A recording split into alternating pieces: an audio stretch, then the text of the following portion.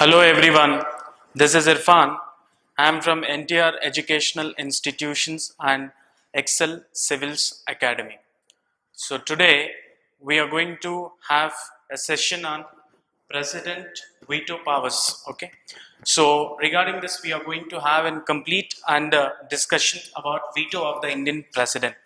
And before going to have an entire and different kinds of the vetoes of the Indian President, we must and need to know the etymological meanings of the veto. Let us will take on meaning of etymological meanings of the veto. If this veto is a word which we have derived from Latin language. The meaning of this Latin language veto means forbid means stopped or reject. Generally, the word as depends upon etymological meanings of veto that we have derived from the Latin language. The meaning of the Latin language in English generally is called as a forbid. The forbid is nothing but a stop and we can consider this one as an to reject. So in such a way, we are implying the vetoes of the Indian President and in the Constitution of India. If you see the President of India's and veto powers as per the Indian Constitution, we can see in the article and article 3111 explained about this President of vetoes. And in the mentioned and according to the Constitution, the President consists of three kinds of the vetoes. What are they? And vetoes means here we'll discuss this. First one is that then veto, it's called absolute veto. Absolute veto. And a second veto we call suspensive veto. Suspensive veto. And the next one we can call this pocket veto. Pocket veto. Okay. And the fourth one, qualified veto. Qualified veto. See, don't confuse it.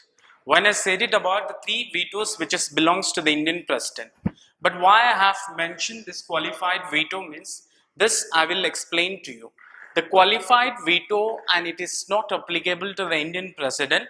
According to the Constitution, in Article 111, clearly it has mentions about three kinds of the vetoes. The first one is an absolute veto. Let us will have a meaning of the absolute veto. Okay.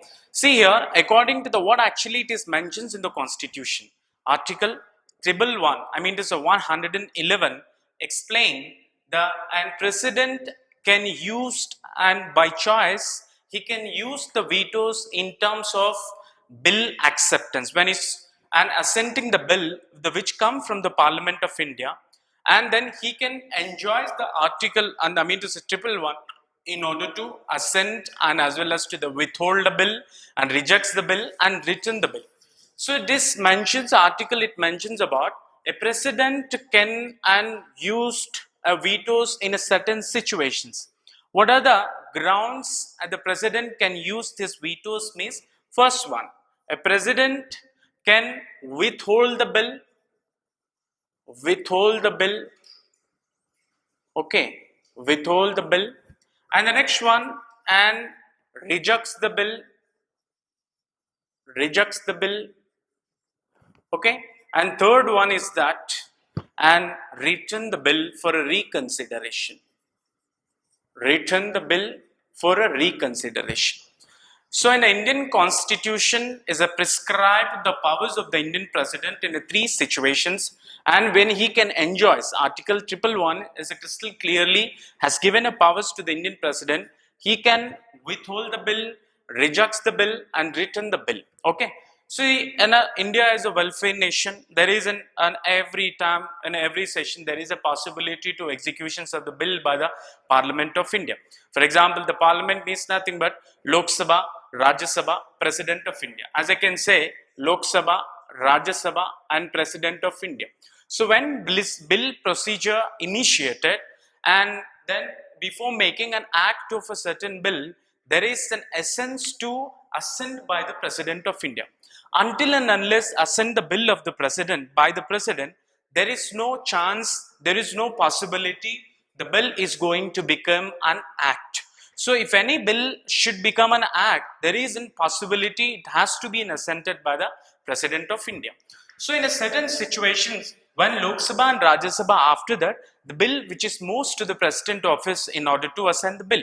So let us, and I'll explain that. When the time of assent the bill, a President may use certain kinds of the vetoes. I mean, see, and the President is called as and in the Constitution, the first citizen of a nation. He has in every right to protect the Indian Constitution. His responsibility is that to make every provisions of administration, every provision of lawmaking process, it has to be abide by the Indian Constitution. And he always is protected that any kind of a bill or law should not be breached the Indian Constitution, which is clearly mentioned into the Constitution of India. So I wanted to explain, in order to that, if any kind of the bill which is away from the constitutional grounds, if any bill which is in breaching or transgressing the principles of the Indian Constitution, which is mentioned in the preamble in the Constitution of India, then a President may use the three kinds of vetoes. We will understand that what is the meaning of the absolute veto. First, I'll try to explain to you what is absolute veto. See, once again, I'll try to remind you that what is veto? Reject or stop the bill. The simple meaning which we have taken from the Latin language is stop. Generally, we call it as a forbid, and stop or else and reject the bill. Okay, rejection. So in terms of it, absolute veto, which belongs to the Indian President. Like, when the bill procedure are initiated in the Parliament, the Lok Sabha will take the numerous discussions and a lot of senses on that. After completions of the discussion, it will move to the Rajya Sabha. Simple way. Either it could be any kind of the bill, either it should be a money bill and a private member's bill or any general bill. Okay. But when it comes to the point of a money bill, it has to be submitted to the Lok Sabha. But that is not a point that we are discussing right now. That what I wanted to tell you is that here, when a bill introduced into the Parliament and Lok Sabha, Rajya Sabha has to come across it. After the numerous consensus which took place into the Lok Sabha and Rajya Sabha, it will move to the President of India for assenting the bill, for recognitions and identifications of the bill. When the President assent that, then it is going to become an act. Okay. So that and in meantime, before going to become an act, the President may ratify the bill, and also at the same time he may reject the bill and return the bill. So in order to that, rejects the bill, he may use this absolute veto. Within the name itself, we can understand what is the meaning of an absolute here means. Absolute means nothing but a President withholds the bill and rejects the bill if it is transgressing the constitutional provisions. Okay. So in which point of a time, for example, as I said it, when President of India used this absolute veto, the bill is going to become a withhold and there is no possibility to become an act. Okay. So that why he used it, which grounds absolute veto can used by the President of India. We'll take it on two grounds are there. The first one is the private members bill. Understand, in the matter of private members bill, he used this an absolute veto. What actually the meaning of this private members bill? See, the meaning of the private members bill is that rather than minister, we have a lot of portfolios, Ministry of Gram Panchayat, Ministry of HRM, Ministry of Science and Technology, all these ministers are there. Private members who is denoted in the Parliament language means if a person, despite a minister, a general MP, member of parliamentarian, who do not consider it as who do not obtain any kind of a portfolio, he'll be considered as a private member. So in such a point of a time, if any private members who introduce the bill to the Lok Sabha, Rajya Sabha, then in such a situation, the President may use this absolute veto. Okay, that's one clear. Hope it's clear to each and everyone. We'll move on to the second ground of an absolute veto here. What is the second ground is that when cabinet resigns. Okay, when cabinet, what does it mean? What is the meaning of this? And and cabinet resigns it. For example, I say, if a government introduced the bill, when it is reached to the Lok Sabha, then after it moved to the Rajya Sabha, then finally after completions of this process, it is submitted for the President office for an identification. Unfortunately, the concerned government have went on dissolve, means it's become a, and no government it is in the chair, though no government it is an incumbent. So in a certain point of a time, if new government will come into the power after the elections, such point of a time, they may request it to the President of India to not to assent the previous government bill. That the word is very important here. Not to assent. They may request to the President to not to assent the bill. In a certain point of a time, a president may use this discretionary power and in terms of the discretionary power, it can be considered as an absolute veto. Hope you clear that. What is the meaning of absolute veto? Private members bill, and another ground is and when cabinet resigns it. Okay. So next one is that, do we have any evidences so far by now? Any president since in the 1950 to 2020? Can anybody have reached this absolute veto? Means yes. In 1954, the first president of India, Rajendra Prasad, Dr. Rajendra Prasad, and he used this absolute veto for a PEPSU bill. Okay, PEPSU means, already you know that. PEPSU means Punjab Eastern Patiala States Union. Okay, what is the PEPSU bill? In a matter of PEPSU bill, and Rajendra Prasad was the first president of India. He used this absolute veto to and protect and withhold this PEPSU bill. That's a one clarification. When it comes to the point of a second evidence, who has used this one? R. Venkatraman, in terms of parliamentary allowances and salary point of view, and then he used it and this absolute veto. As you said it, that one, if it salaries and allowances means, and you know that, and it should comes under the purview of a money bill. Can money bill, can it be used by the President of India? Miss, actually, any money bill, it should be introduced to the Lok Sabha and a previous permission of the President of India. So there was speculations in the 1991 after, there was and they did not inform to the presidential office before going to submit the money bill. That was one of the reasons to that. The R. Venkatraman, which have an aversion towards such kind of a bill, in a point of time, he used as an absolute veto. That's one clarification. We have discussed about an absolute veto, the meaning of an absolute veto, and which grounds the absolute veto can be used by the President of India. And the next one is that who have used in which point of a time that I have explained. Hope it is clear to each and everyone. The next one, when it's moved to the suspension veto. See, a parliament, when it is initiated a bill for became an act. Okay. For example, as I said it, a parliament means L plus R plus P. Lok Sabha, Rajya Sabha and President of India. See, one thing I wanted to tell you here is that Lok Sabha, when it is accepted, when it is generally moves to the Rajya Sabha, then after that it moves to the President office for assent, and after the assent is completed, automatically it becomes an act. So in a suspension veto, I mean to say here the President may use in terms of a bill to reconsideration. As I said it about reject, if it comes to the point of reject the bill in the first veto, the President may use such kind of a veto in terms of return the bill to the Parliament for a reconsideration. That's one important thing. Return the bill for reconsideration. It is called as a suspension veto. For example, see, there is one thing we need to understand very elaborately. Can a money bill perspective, in the matter of money bill, can President use such kind of a suspension veto? Means absolutely answer is no. Can he ratify the bill? Yes, he can ratify the bill.